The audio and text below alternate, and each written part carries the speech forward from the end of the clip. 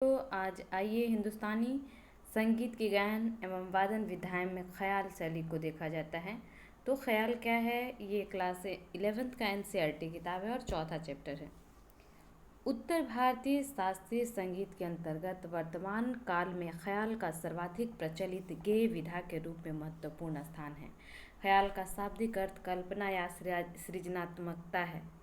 संभवतः ख्याल गायन के आधुनिक स्वरूप में भी यही अर्थ प्रकाशित होता है, क्योंकि इसको गाते समय बंदिश के शब्दों को लेकर स्वरात्मक व लयात्मक आधार प्रदान करते हुए राग की आकृति व प्रकृति के अनुरूप अलाप तान आदि से सुसज्जित किया जाता है।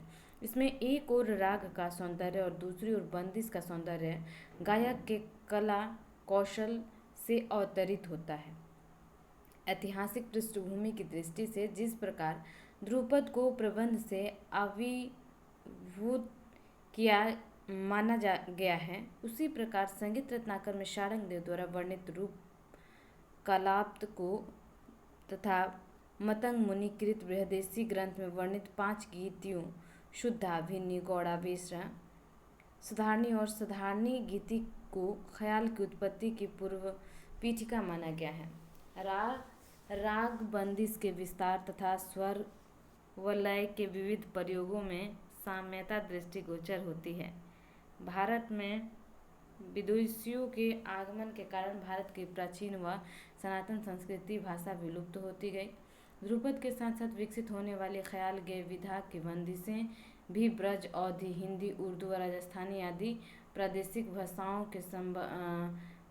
के शब्दों से प्रयुक्त होकर प्रचलित होती रहीं।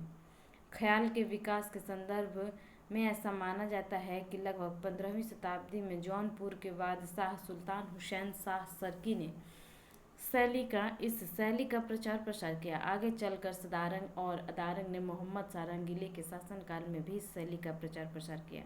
सदारंग अदारंग ने कई ऐसी बंदिशों की रचना की जिनमें मोहम्मद सारंगीले का नाम भी आया है। ख्याल की एक बंदिश या रचना होती है। इसमें शब्द अधिकांशतः हिंदी उर्दू या ब्रज भाषा में होते हैं। यह विभिन्न राग व तालों में गाई बजाई जाती है। अधिकतर 3 ताल, झपताल, एक ताल, झुमरा रूपक में ख्याल में बंदिशें गाई जाती हैं, जो प्रायः विलंबित, मध्य एवं द्रुत लय में प्रस्तुत की जाती है। ख्याल शास्त्रीय संगीत की सबसे प्रचलित विधा में है। ध्रुपद शैली की अपेक्षा ख्याल शैली में गंभीरता कम दिखती है। ख्याल गायन में राग के स्वरूप का ध्यान रखते हुए अलाप तान, बोलतान, कर्ण तथा मुर्की आदि का प्रयोग किया जाता है। इन तत्वों का प्रयोग करते हुए गायक अपनी कल्पना के सुरों के माध्यम से अभिव्यक्त करता है। ख्याल शैली में प्रायः 2 बंदिशें गाई जाती हैं, विलंबित यानी बड़ा ख्याल, द्रुत यानी छोटा ख्याल। ख्याल की रचनाएं प्रायः श्रृंगार, विरह, प्रेम तथा भक्ति भाव आदि से संबंधित होती है। ख्याल के शब्द विविध रसों से युक्त होते हैं, जैसे भूपाली राग का ख्याल जाऊं तोरे चरण कमल परवारी भक्ति रस दर्शाता है। राग यमन कल्याण में सुंदरी छवि ली नार मोहे नैन में समाये श्रृंगार रस को अभिव्यक्त करता है। इसी तरह अलग अलग बंदिशें विभिन्न रसों को दर्शाती हैं। प्रायः विलंबित ख्याल झुमरा, एक ताल व तिलवड़ा आदि में निबद्ध होते हैं। द्रुत ख्याल की बंदिशें द्रुत, 3 ताल, झपताल, एक ताल, रूपक आदि में निबद्ध होती हैं। बंदिश से पूर्व संक्षिप्त आलाप किया जाता है तथा बंदिश के बीच में ताल के साथ विस्तृत आलाप किया जाता है। कुछ गायक ख्याल गायन के पूर्व नोम तोम का आलाप भी करते हैं। ताल के साथ बोल आलाप तथा बोल तान द्वारा भी रागों का वैचित्र उत्पन्न किया जाता है। बंदिश के शब्दों को लेकर बोल आलाप एवं बोल तान प्रस्तुत करने का प्रचलन भी इसी विधा के अति उत्तम सृजनशीलता को दर्शाता है। ख्याल गायकी में मीण, खटका, मुर्की, कर्ण इत्यादि सौंदर्यात्मक तत्वों का व्यवहार भी प्रचलन में है। ख्याल के 2 प्रकार हैं। पहला विलंबित ख्याल। विलंबित ख्यालों को बड़ा ख्याल भी कहा जाता है। इसे गाने के पहले राग के स्वरूप का ध्यान रखते हुए कुछ स्वर समुदाय आकार में आलाप के रूप में गाकर तब ख्याल की बंदिश को गाना शुरू किया जाता है। गाने की बंदिश के बोलों को अपनी कल्पनाशील शक्ति के आधार पर राग के स्वरूप का ध्यान रखते हुए बोल आलाप गाए जाते हैं। फिर कुछ लय बढ़ाकर स्वर की तानें गाई जाती हैं और अंत में लय बढ़ाकर आकार में ताने प्रस्तुत करने के पश्चात गायन समाप्त किया जाता है। विलंबित ख्याल में ताने प्रायः चौगुन, अठगुन तथा 16 गुण आदि में गाई जाती हैं। ये ख्याल प्रायः एक ताल, तिलवाड़ा, झूमर तथा अड़ा चार ताल में निबद्ध होते हैं। अब है द्रुत ख्याल।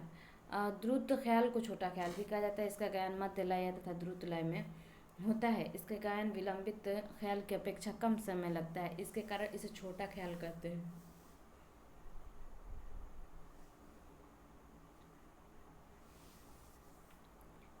इसके गायन में भी ख्याल के प्रारंभ में आकार में आलाप आकार द्रुत ख्याल का गायन प्रारंभ होता है। ख्याल गायन के बीच में आलाप तथा बोल के आलाप गाए जाते हैं। बीच बीच में बोल बाँट तथा विभिन्न लयकारियों का प्रदर्शन होता है।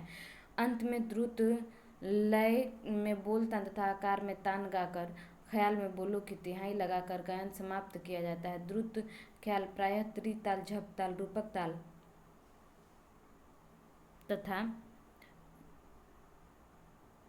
द्रुत एक ताल आदि तालों में गाए जाते हैं। भीमसेन जोशी, गंगूबाई हंगल, केशवबाई केकर, पंडित जसराज, अजय चक्रवर्ती, गिरिजा देवी जैसे अनेक संगीतज्ञों ने ख्याल गायकी द्वारा अपने संगीत की प्रतिभा को जनसाधारण तक पहुंचाया। जन रुचि के अनुसार रागों की विशेषता को स्वर एवं ताल में पिरोकर ख्याल की गायकी ने संगीत प्रेमियों के बीच एक उच्च स्थान पाया है। किसी भी ध्रुपद या ख्याल गायक से मिले, एक विशेष राग में बंदिश चुनकर ध्रुपद या ख्याल के तत्वों को रिकॉर्डिंग सुने और सदुदाहरण सहित लिखे। उदाहरण के लिए ध्रुपद शब्द कैसे हैं, उनका भावार्थ क्या है, वह किस इसकी वंदना के लिए गाई जाती है, किस और विषय को अभिव्यक्त करती हैं, स्वर, ताल इत्यादि कितने सालों से रचनाएं गाई बजाई जा रही है।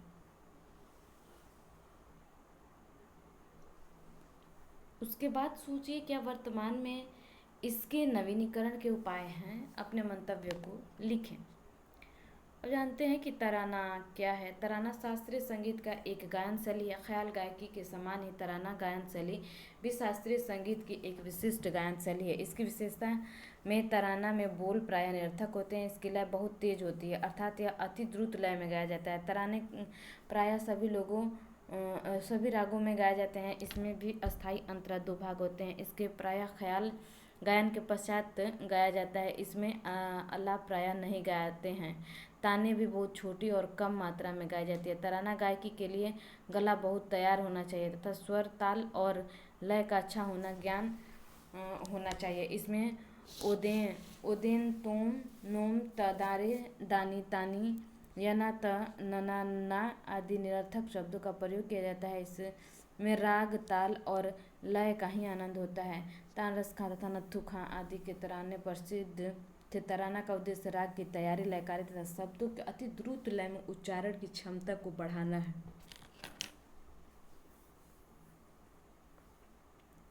कुछ तरानों की बंदिशों में तबले या पखावज के बोलों का भी प्रयोग किया जाता है। इसे अति द्रुत लय में ही गाते हैं। कल देखेंगे सरगम गीत या स्वर मलिका क्या है। अभी के लिए हमें दीजिए इजाजत। जय हिंद।